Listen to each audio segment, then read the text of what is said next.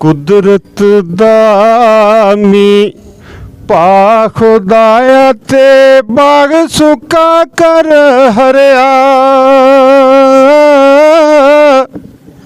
ਬੂਟਾ ਉਮੀਦ ਮੇਰੀ ਦਾ ਕਰ ਦੇ ਮੇਵੇ ਭਰਿਆ।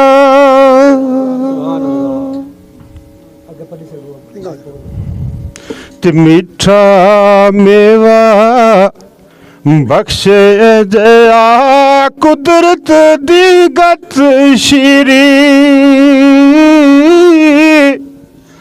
ਜੋ ਖਾਵੇ ਦੁੱਖ ਉਸ ਦਾ ਜਾਵੇ, ਦੂਰ ਹੋਵੇ ਦਲਗੀਰੀ।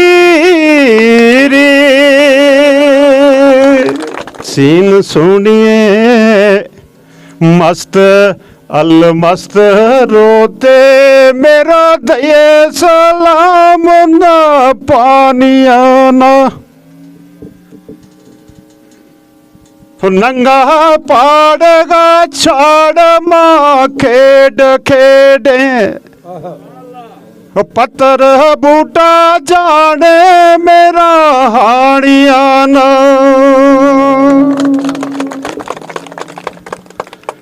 ਤੇ ਕਹੀਏ ਬਾਬਰਾ ਅਸਰ ਗੀ ਆਸ ਛੜ ਕੇ, ਹੋ ਕਹੀਏ ਬਾਬਰਾ ਅਸਰ ਗੀ ਆਸ ਛੜ ਕੇ।